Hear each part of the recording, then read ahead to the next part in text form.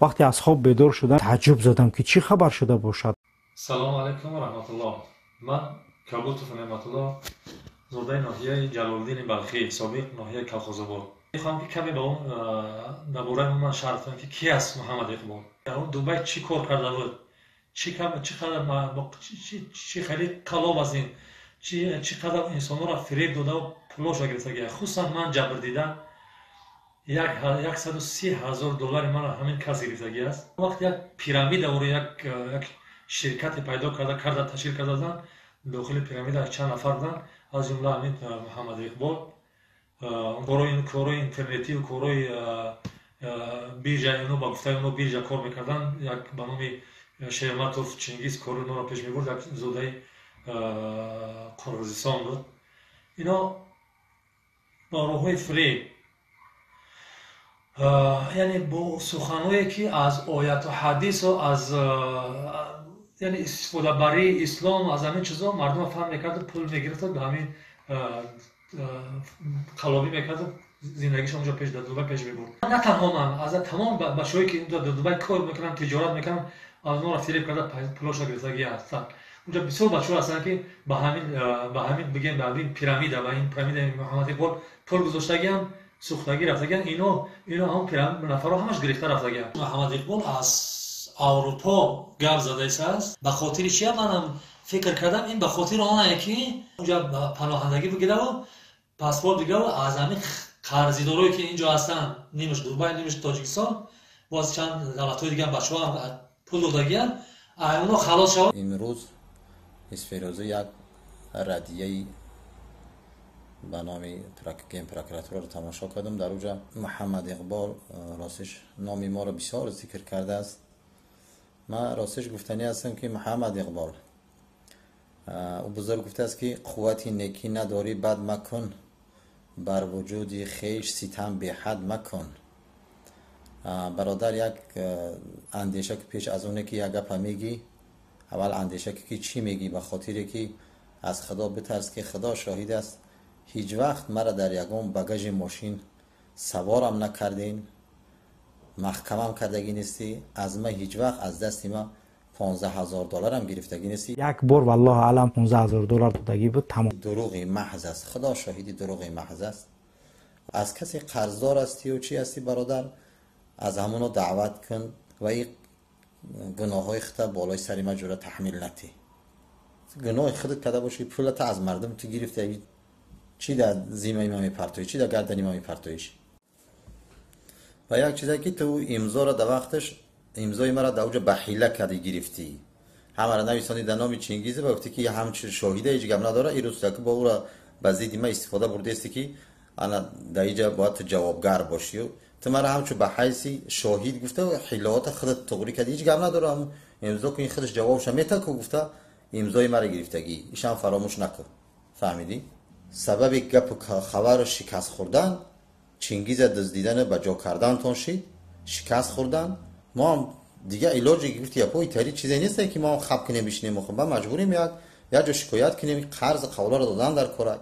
مرم خطی با قطاری اکی نعمت الله مرم شکایت میکردم و این گپای زیادتی هم نگو، تهمتای بیهوده هم نکن. ای محمد اقبال، تو چی رو تصیام میکنی که میگوی من تهمت کرده ایسان؟ من چی تهمتت کرده ایسان؟ محمد اقبال تو ایمن 130,000 نقد گرفته.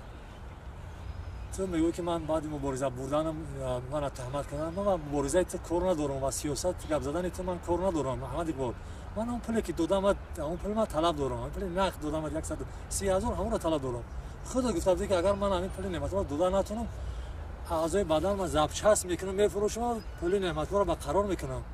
من اعضای بدن تو برام لازم نیست، فقط همین پول من برقرار کن. باز میگم که من با سیاست تو کار ندارم، با کی تو مبارزه داری من با وای کار ندارم، فقط قرضی داری از من، قرض من برقرار کن.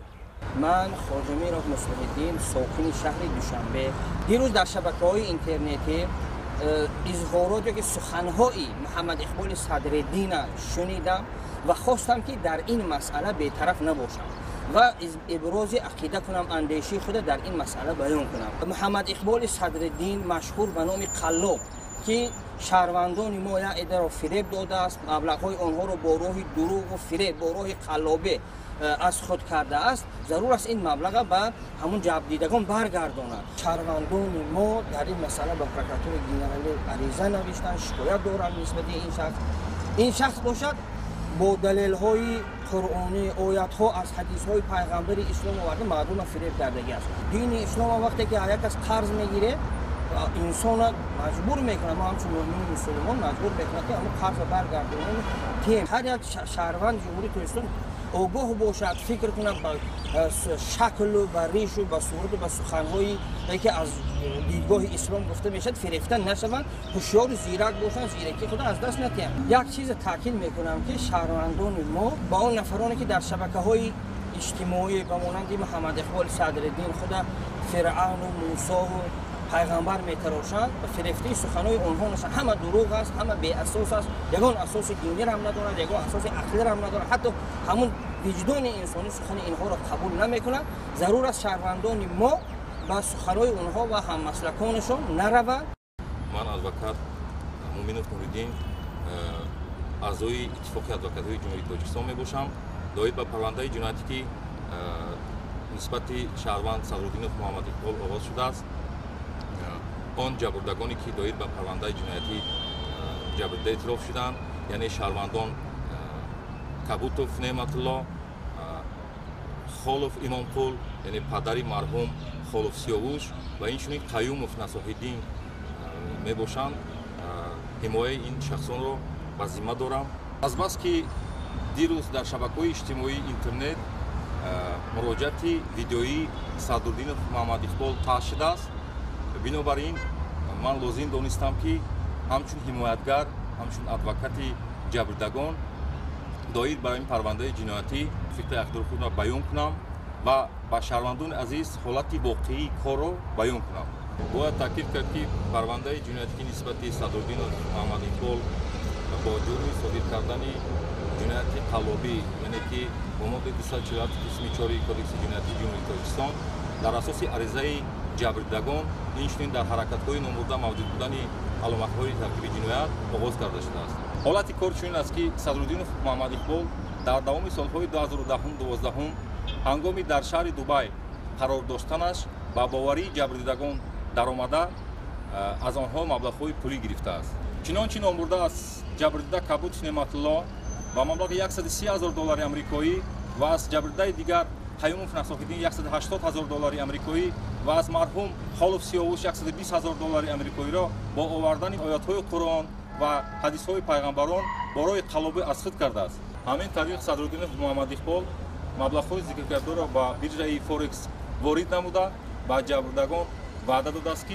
هر ماه با آنها 10-12% فایده پرداخت می‌کنند. بعدا نامبرده با شریک جنایتی از شهروند جمهوری قزاقستان شرمتوف چینگیز که راهبری بیرژه فورکس را به عهده داشت با جمهوری قزاقستان بعدا با کشورهای اروپایی فرار کردند. شهروندان محترم، برای اثبات گفته‌هایم یک قطار حجت‌های موجود هستند که برای اساس برای آغاز کردن پرونده جنایتی شدند.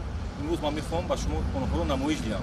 مرحمت با توجه شما عریضه‌هایی که جبردگان با مقامات تفتیشاتی پیشنهاد کردند می‌خواهم نمایش دهم.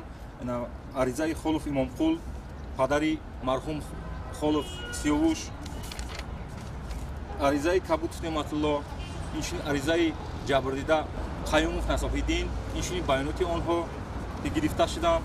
همزمان که تصویری که محمد اقبال صدرالدین از جبرده‌ها مبلغ پولی گرفته است با امضاهاش تصدیق کرده می‌شود، پیشکش شما می‌نمایم.